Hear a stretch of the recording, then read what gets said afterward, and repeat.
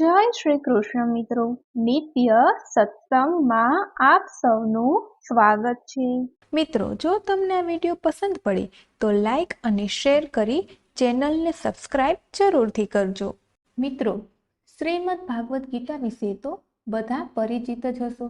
ગીતાજી એટલે મહાભારતના યુદ્ધ સમયે કુરુક્ષેત્રના મેદાનમાં શ્રી કૃષ્ણના મુખેથી મહારથી અર્જુનને અપાયેલું ગુપ્ત જ્ઞાન।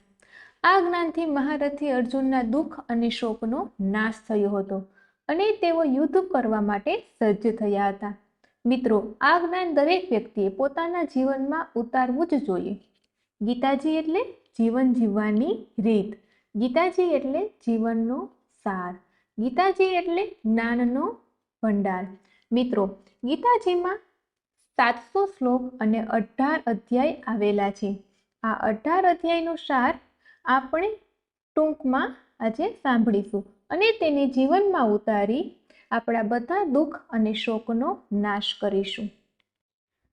મિત્રો, પહેલા અધ્યાયમાં શ્રી કૃષ્ણ ભગવાન કહે છે કે ખોટી સમજ એ બધા દુઃખોનું મૂળ છે।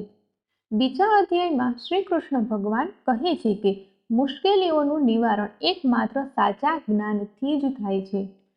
ત્રીજા અધ્યાયમાં શ્રી કૃષ્ણ ભગવાન કહે છે કે નિસ્વાર્થતા એ જ એકમાત્ર વિકાસ અને સમૃદ્ધિનો માર્ગ છે। ચોથા અધ્યાયમાં શ્રી કૃષ્ણ ભગવાન કહે છે કે દરેક કર્મ એ પોતાનામાં જ પ્રાર્થના છે। પાંચમા અધ્યાયમાં શ્રી કૃષ્ણ ભગવાન કહે છે કે વ્યક્તિત્વના અહંકારનો ત્યાગ કરો અને અનંતના આનંદમાં વિચારો। છઠ્ઠા અધ્યાયમાં શ્રી કૃષ્ણ ભગવાન કહે છે કે દરરોજ ઉચ્ચ ચેતના સાથે મનથી જોડાવો। સાતમા અધ્યાયમાં શ્રી કૃષ્ણ ભગવાન કહે છે કે તમે જે શીખ્યા છો એનું પાલન કરો। આઠમા અધ્યાયમાં શ્રી કૃષ્ણ ભગવાન કહે છે કે તમારા પ્રયાસો સાતત્યથી ચાલુ રાખો। નવમા અધ્યાયમાં શ્રી કૃષ્ણ ભગવાન કહે છે કે તમારા પર વરસાવેલા આશીર્વાદ માટે એમની કૃપા સમજો। દસમા અધ્યાયમાં શ્રી કૃષ્ણ ભગવાન કહે છે કે તમારી આસપાસ આધ્યાત્મિકતાની અનુભૂતિ કરો। 11મા અધ્યાયમાં શ્રી કૃષ્ણ ભગવાન કહે છે કે સત્ય જાણવા પૂરતી પૂર્ણ શરણાગતિ સ્વીકાર કરો।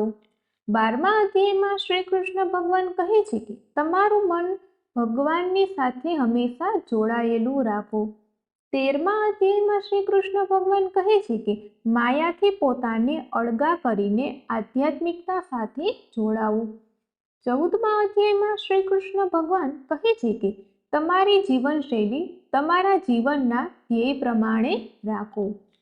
15મા અધ્યાયમાં શ્રી કૃષ્ણ ભગવાન કહે છે કે આધ્યાત્મિકતાને પ્રાથમિકતા આપો। 16મા અધ્યાયમાં શ્રી કૃષ્ણ ભગવાન કહે છે કે સારા થવું એ પોતાનામાં જ એક પુરસ્કાર છે। 17મા અધ્યાયમાં શ્રી કૃષ્ણ ભગવાન કહે છે કે જે ગમે છે એના કરતાં જે સત્ય છે એનો સ્વીકાર કરો, એ જ ખરી તાકાત છે। 18મા અધ્યાયમાં શ્રી કૃષ્ણ ભગવાન કહે છે કે જતું કરો, આત્માને પરમાત્મા સાથે જોડાવા દો। તો મિત્રો, આ હતો શ્રીમદ ભાગવત ગીતાનો સાર ટૂંકમાં, એટલે કે ફક્ત 18 વાક્યોમાં। જો મિત્રો તમને આ વિડીયો પસંદ પડ્યો હોય તો લાઈક અને શેર કરી ચેનલને સબસ્ક્રાઇબ જરૂરથી કરજો। અને જો મિત્રો તમારે ગીતાજીના શ્લોક વિસ્તૃતમાં સમજવા હોય તો મને કમેન્ટ કરીને જરૂર જણાવશો। જય શ્રી કૃષ્ણ।